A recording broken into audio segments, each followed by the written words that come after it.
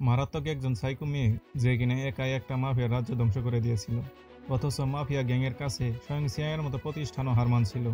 Doctor তাকে বলছে পৃথিবীতে এমন কিছু মানুষ আছে যাদের শরীর থেকে রাগের জোর অনেক বেশি। আর যখন সে রেগে যায় তখন তার একমাত্র ওষুধ হিসেবে কাজ করে এই মেশিনের বৈদ্যুতিক শক, যেটা সাধারণ মানুষের জন্য মৃত্যুর কারণ হতে পারে। আজকে আপনাদের মাঝে এক্সপ্লেন করতে যাচ্ছি 2021 সালে মুক্তি পাওয়া একটি থ্রিলার মুভি। মুভির শুরুতে আমাদের মিনা নামের একটা মেয়েকে দেখানো হয়। একটা পিচ্চি মেয়ে তার জন্মদিনের কেকের উপর একটা পিচ্চি ছেলের মুখ থুবড়ে দিচ্ছে। সে এতটাই রাগী যে সে কখনো কোনো ভালো বন্ধু বানাতে পারেনি। তারপর অনেক চিকিৎসার চেষ্টা করেও ব্যর্থ হয়েছে তার বাবা মা। ডাক্তার ওর বাবা মাকে জানিয়েছিল যে সে ইন্টারমিটেন্ট এক্সপ্লোসিভ ডিসঅর্ডার নামে একটা রোগে আক্রান্ত।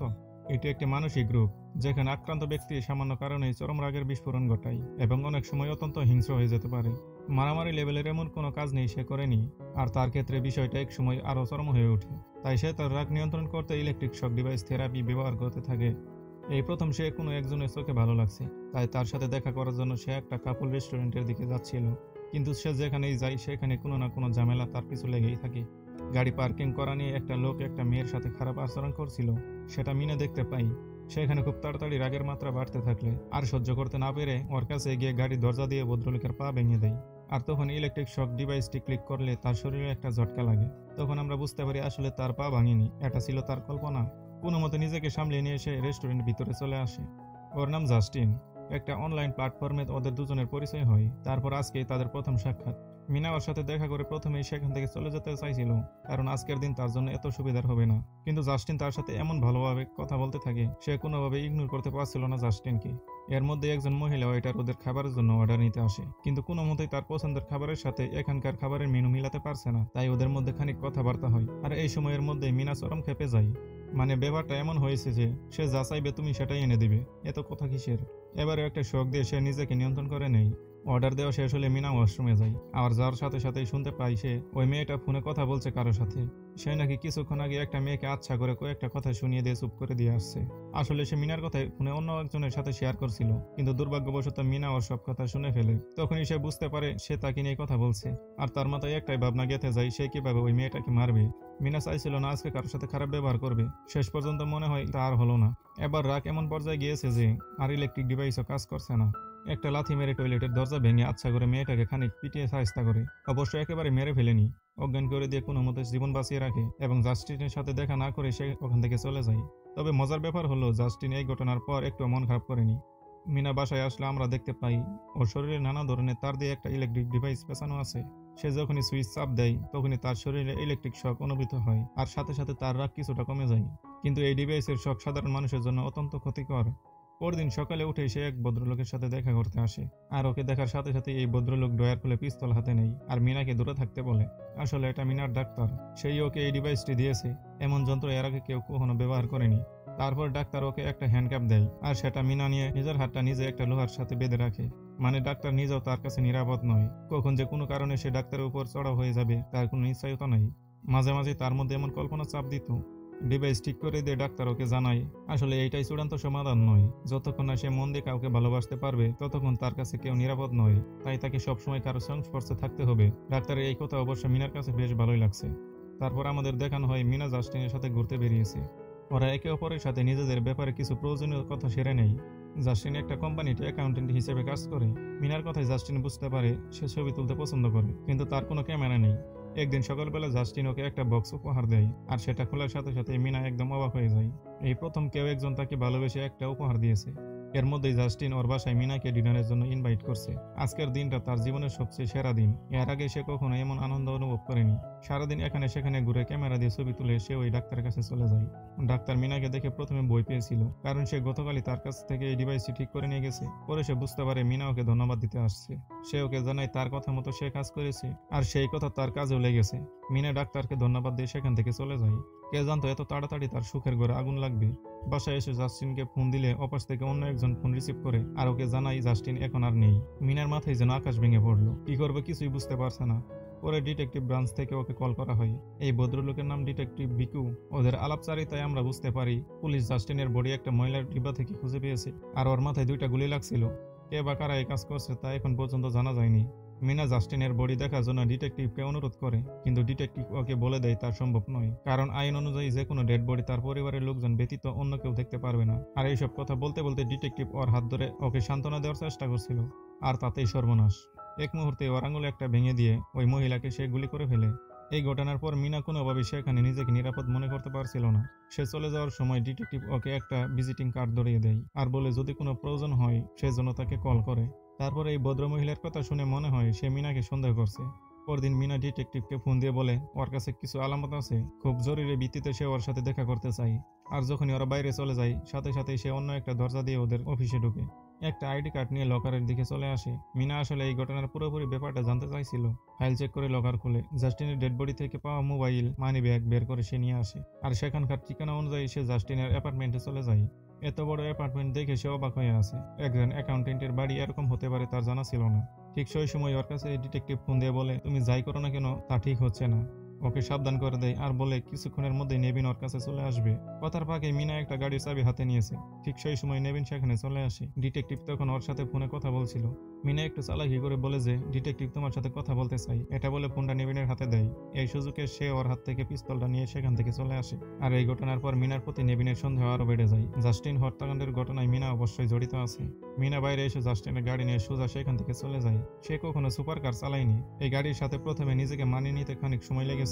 এর মধ্যে ডিটেকটিভের সাথে মিনার ফোনে কথা হচ্ছে। মিনার ইচ্ছা এই ঘটনা তার পুরো বিষয়বস্তু সে নিজে খতিয়ে দেখতে চায়, কিন্তু পুলিশ তো আর সেটা হতে দিবে না। কথার ফাঁকে হঠাৎ ডিটেকটিভের গাড়ি একটা দুর্ঘটনায় পড়ে যায়। এই ফাঁকে সে একটা সাইবার হ্যাকারের কাছে চলে আসে। এই মেয়েটা একজন হ্যাকার। জাস্টিনের ফোন ওর হাতে দিয়ে বলে এটা তার বয়ফ্রেন্ডের ফোন। সে কিছুদিন আগে একটা হত্যাকাণ্ডের শিকার হয়েছে, কিন্তু কে বা কারা এই কাজ করছে তা পুলিশ এখন পর্যন্ত বের করতে পারেনি। তাই সে নিজেই এর দায়িত্ব নিতে চায়। মিনার কথা শুনে এই পিচ্চি হ্যাকার বেশ খুশি হয়। পুলিশের বিরুদ্ধে যা কিছু আছে এমন কাজ করতে সে বেশি আগ্রহী। কিন্তু আশ্চর্যের ব্যাপার হলো তার ফোনে কোনো কিছু অবশিষ্ট নেই, সব ডাটা মুছে দেওয়া হয়েছে। তারপর সে ফোন কল হ্যাক করে ইনকামিং এবং আউটগোয়িং কল চেক করে পরে একটা নাম্বার খুঁজে পায়, আর এই ব্যক্তির নাম বেরি। সে বিআইয়ের অন্তর্ভুক্ত একজন অস্ত্র ব্যবসায়ী। মিনা এরপর আর তেমন কিছু জানতে চায়নি। সে যাওয়ার সময় জাস্টিনের ওই সুপার কারের চাবিটা ওকে দিয়ে চলে যায়। বেরির ঠিকানা বের করে ওর সাথে দেখা করার জন্য মিনাকে অবশ্য বেশ কিছু পরীক্ষার সম্মুখীন হতে হয়। এত কিছু করে পুলিশের চোখ ফাঁকি দিয়ে এত দূর আসার পর সে কোনোভাবে ফিরে যাওয়ার পাত্র নয়। শেষ পর্যন্ত বেরি ওর সাথে কথা বলতে রাজি হয়, কিন্তু বেরি তখনও জানতো না যে জাস্টিন আর বেঁচে নেই। ওদের আলাপচারিতায় আমরা বুঝতে পারি সে এসবের কিছুই জানে না।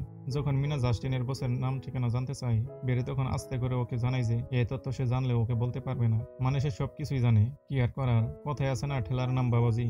তখন আমরা জানতে পারি জাস্টিন যার অফিসে কাজ করতো ওর নাম গ্রেট ফাইজেল। সে এই শহরের একজন শ্রেষ্ঠ মাফিয়া, যার সাথে দেখা করার জন্য কয়েকটা ধাপ অতিক্রম করতে হয়। কিন্তু সে ফাইজেলের ঠিকানা জানতো না। এদিকে ডিটেকটিভ আহত অবস্থায় হাসপাতালে ভর্তি হয়ে আছে। মিনা ওর সাথে দেখা করার জন্য একটা ফুল নিয়ে আসে। সে ডিটেকটিভকে জানায় জাস্টিনের খুনির নাম সে জানতে পেরেছে। ডিটেকটিভ ফাইজেলের নাম শুনে ওকে জানায় সে অনেক খতরনাক, তার নামে বহুত অভিযোগ আছে। অবৈধ অস্ত্র ব্যবসা, চোরাচালান, ড্রাগ, নানা ধরনের অসামাজিক কার্যকলাপে সে যুক্ত। কিন্তু অজানা কোনো কারণে কোনো আইন শৃঙ্খলা বাহিনী এখন পর্যন্ত তাকে ছুঁতেও পারেনি। মিনা ওকে জানায় এবার সে ফাইজেলের এমন জায়গায় শুয়ে দেবে যে সে কিছুতেই ভুলতে পারবে না।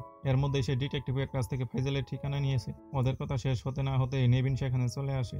শুরু হয় হাঙ্গামা। পুরো হাসপাতাল জুড়ে হই হল্লা শুরু হয়ে যায়। মিনা ছুটতে ছুটতে একটা বেবি কেয়ার ইউনিটে ঢুকে পড়ে, কিন্তু এখানেও একটা বিপত্তি বেঁধে যায়। হঠাৎ একটা পিচ্চি কান্না শুরু করে দিলে মিনা তার কাছে গিয়ে কান্না থামানোর চেষ্টা করে, আর এর মধ্যেই সেখানে নেভিনও চলে আসে। মিনা এতটুকু জানতো যে নেভিন এই পরিবেশে কখনোই গুলি চালাবে না। সে একটা বাচ্চা কোলে নেয় আর নেভিনের দিকে ছুড়ে দেয়। নেভিন এই বাচ্চাকে ধরে বিছানায় শোয়ালে মিনা আবার একটা বাচ্চা কোলে নিয়ে আবার ওর দিকে ছুড়ে দেয়, আর এই ফাঁকে মিনা সেখান থেকে পালিয়ে যায়। পরের দৃশ্যে আমাদের দেখানো হয় সে এখন শহরের সবচেয়ে উঁচু বিল্ডিং এর সামনে। এটাই ফাইজেলের অ্যাপার্টমেন্ট। ভিতরে এসে সিকিউরিটির কাছে ফাইজেলের কথা জানতে চাই। অন্য একজন লোক এসে সেখান থেকে ওকে ভিতরে নিয়ে যায়। লিফটে এসে সে খেয়াল করে লিফট উপরে না গিয়ে নিচের দিকে নামছে। আর এই ব্যাপারটা মিনা যখনই বুঝতে পারে তখনই এই ভদ্রলোক ওকে আঘাত করে সেখানে অজ্ঞান করে দেয়। জ্ঞান ফিরলে সে দেখে তাকে একটা ঘরে আটকে রাখা হয়েছে।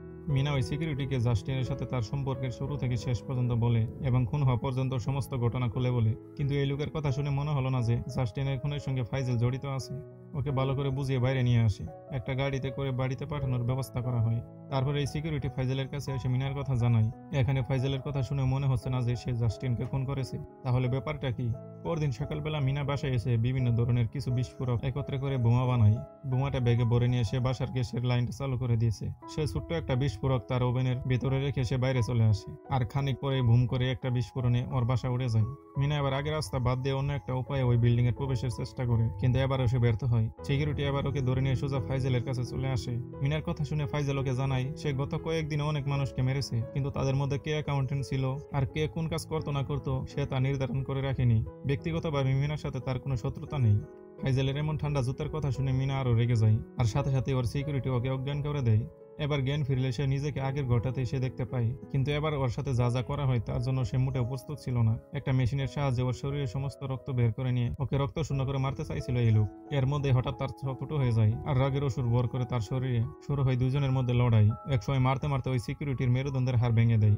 মিনা তারপর ফাইজলের কাছে পৌঁছাবার পথ জেনে নিয়ে সে ওখান থেকে চলে আসে। কথা মতো রাস্তা বের করে সে ফাইজলের কাছে এসে দেখে তাকে কেউ মেরে ফেলেছে। সে বিশ্বাসই করতে পারছিল না যে যার সাথে দেখা করার ব্যাপারটা এতটা দুষ্কর। কিছুক্ষণের মধ্যেই সেই মানুষটার এই হাল কে করলো। কিন্তু এখানেই শেষ নয়, সবচেয়ে বড় সারপ্রাইজ এখনো বাকি আছে। সে হাসবে না কাঁদবে বুঝতে পারছে না। সে দেখে জাস্টিন এখনো জীবিত।